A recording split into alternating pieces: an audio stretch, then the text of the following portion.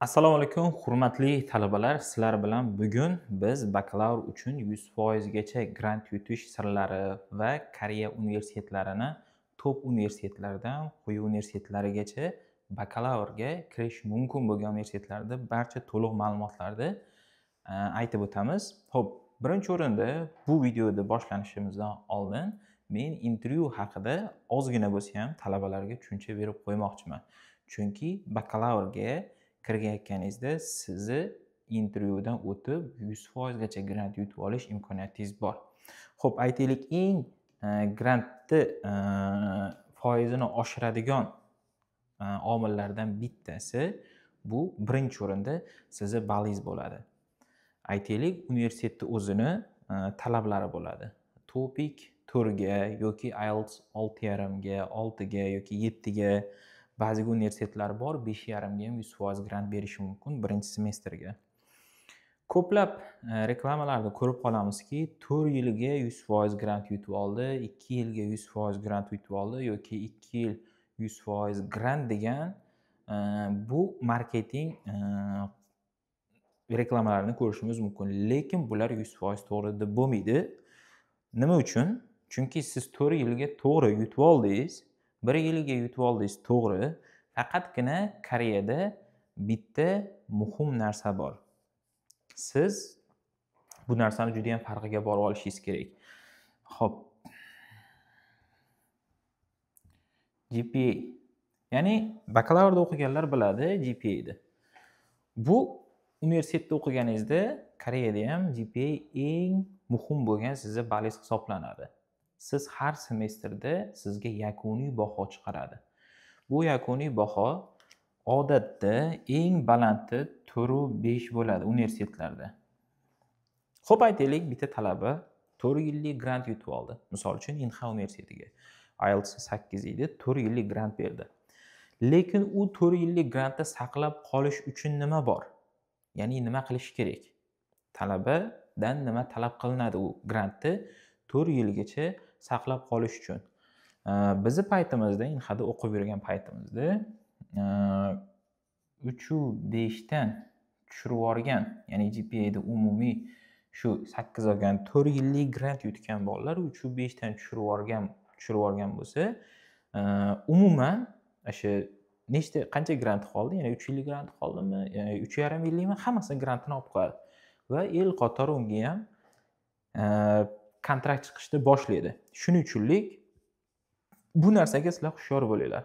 Bu hammasiga ham 3.5 emas, ba'zilarga 3.7 bo'lishi mumkin universitetlarda, ba'zilarida 4 bo'lishi mumkin, lekin 4.5 ga 100% berishi mumkin. Bularda siz universitetga borganingizdan keyingina aniqlashtirib olasiz. Hamma narsani ham konsaltingga yuklab qo'yish yoki siz shartnoma qilgan konsaltingdan so'rab olish, talab qilishingiz bu noto'g'ri narsa hisoblanadi.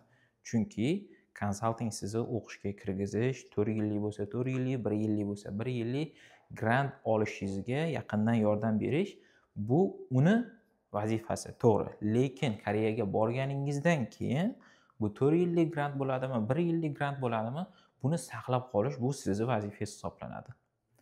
Konsalting sizni aslida o'qishga kirgizib qo'yishga javobgar xolos. Lekin hozirda konsaltinglar juda yaxshi ishlayapti. Shuning uchunlik sizga vizalarga ham, hujjatlarga juda ham zo'r tayyorlab beryaptiki, sizda viza chiqish foizi 90% dan yuqori bo'lyapti doim. Shuni hisobga olinglar. Xo'p, GPA haqida gaplashayotgandik.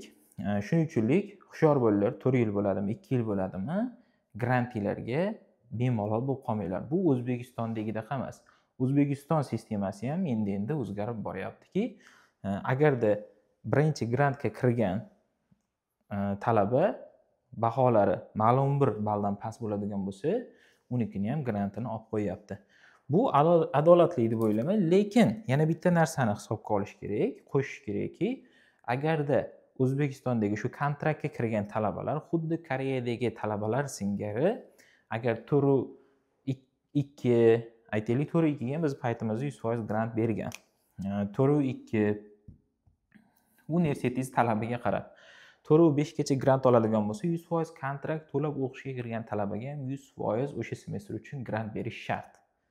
Bu adolatli qaror bo'ladi. Chunki siz har semestr o'qiganingizga yarasha grant olish yoki kontrakt to'lash majburiyatiga ega bo'lishingiz kerak. Shuning uchun bu adolatli qaror bo'ladi deymiz. Xo'p, 100% grant. 100% grant olish uchun talabalar intervyuni juda ham maromiga yetkazib topshirish kerak. Maromi deganda nima tushuniladi? Talabani birinchi o'rinda joyi, muhiti yaxshi bo'lishi kerak. Intervyuda siz ko'chada, avtobus bekatlarida yoki bir yo'lda topshirishingiz umuman kerak yo'q. Siz qachonki sizga suhbat qo'yilgan bo'lsa, siz 15-20 minut oldin siz joyingizni tayyorlab olishingiz kerak. Chunki sizda faqatgina background ham ko'rinadi va ko'chadagi shovqinlar ham albatta sizning intervyungizga ta'sir qiladi. Nufuzli universitetlar grant berish uchun talabani albatta intervyu qiladi, chunki o'ziga mos, ya'ni grant berishga loyiq bo'lgan talabalarni oladi. Birinchi o'rinda muhit, ya'ni atrof muhitni siz yaxshilashingiz kerak. 100% grant uchun atrof muhit. Xo'p, ya'ni atmosfera deb aytsak bo'laveradi.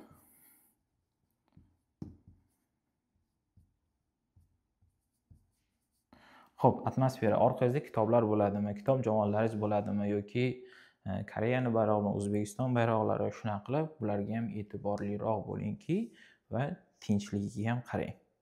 Chunki tashqarida siz tomondan kelayotgan shovqinlar albatta intervyuda kvalitasiga, ya'ni sifatiga ta'sir qiladi.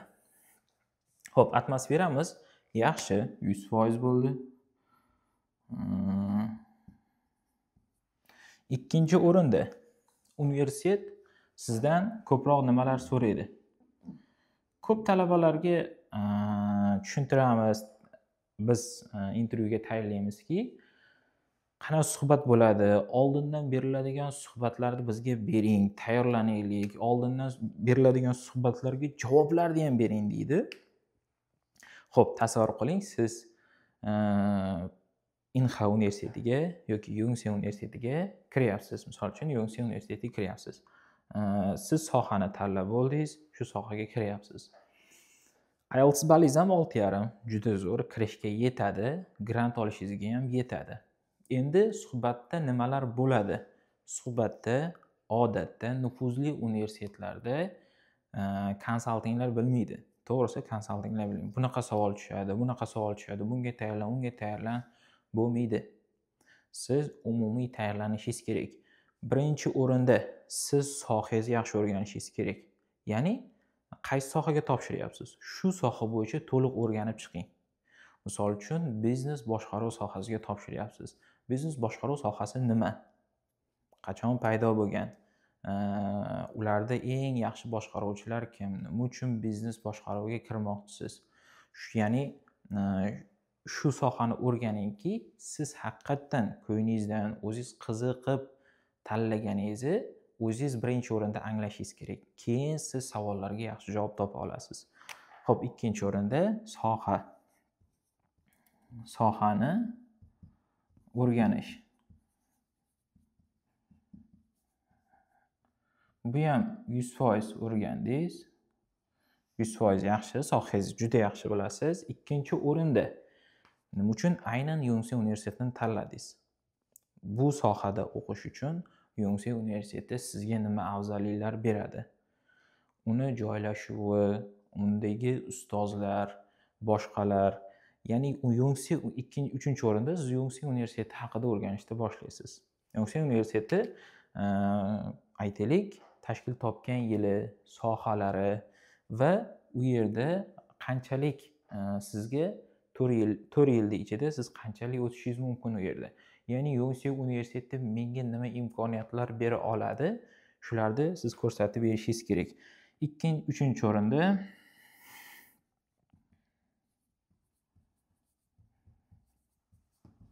universitet haqida.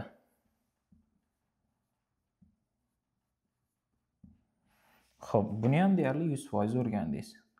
Odatda shunaqangi savollardan shunaqangi savollarga javob beriladi xolos. Unaqangi jiddiy savollar berilmaydi. Chunki sizdan faqatgina til sertifikat talab qilinyapti xolos. matematika bo'yicha yoki bir qanaqadir aniq fanlar bo'yicha umuman savol berilmaydi. Berilishi mumkin, ular alohida bo'ladi. Shunchalik sizlarda umumiy bo'ladi. Xo'p, oxirgi o'rinda siz albatta koreyslar bilan gaplashayotganda juda ham xushmuomala bo'lishingiz kerak. Ya'ni xushmuomala qanaqa? Xushmuomalaning ham me'yori bo'ladi. Me'yor qanaqa? Ya'ni u kutgandek savollarga javob berish, ya'ni uni yoshiga nisbatan hurmat ko'rsatish. Ya'ni bularni ham siz o'rganishingiz kerak. Ya'ni hurmat. Bu me'yor. Me'yor bo'lishi kerakki, koreyslar haqiqatan paxta qo'ymayotganingizni, haqiqatan shu universitetda ko'nglingiz borligini ko'rsatib qo'yishingiz kerak. Bu narsalar sizni kattaroq va ko'proq grant olishingizga yetadi. Yana bir bor takrorlab o'tamanki, hech qanaqangi aniq bitta savol bermaydi. To'g'ri, boshlanishida ismingiz haqida, oilangiz haqida, ya'ni qaysi universitetda yoki qaysi maktabda o'qiganlaringiz haqida surishtirishi mumkin. Bular oddiy narsalar. Lekin siz umumiy shularga tayyorlanadigan bo'lsangiz, deyarli siz xohlagan universitetda intervyudan o'tishingiz mumkin. Sohalar deganiga ham hushyor bo'lingki, bu sohalarning ichiga siz 4 yildan keyin nima qilishingiz kerakliklari ham kirib ketadi. Ya'ni bu sohani nima uchun tanladingiz? 4 yildan keyin o'zingizni qayerda ko'ryapsiz? Magistrda ham davom ettirasizmi yoki yo'q? Bularni hammasini o'zingiz reja qilib turib, mukammal, ya'ni puxta tayyorlanadigan bo'lsangiz, juda ham bir qiyin intervyu emas. Ba'ziga birinchi topshirayotgan talabalar intervyuda shunaqangi talabalar, ba'zilar titrab qoladi, ba'zilar gapirolmay qoladi. To'g'ri, siz bilan ba'zi talabalar uchun bu hayratlanarli holat bo'lishi mumkin. Lekin bu talabalar ham shu narsani aniq bilishi kerakki, ular ham odam.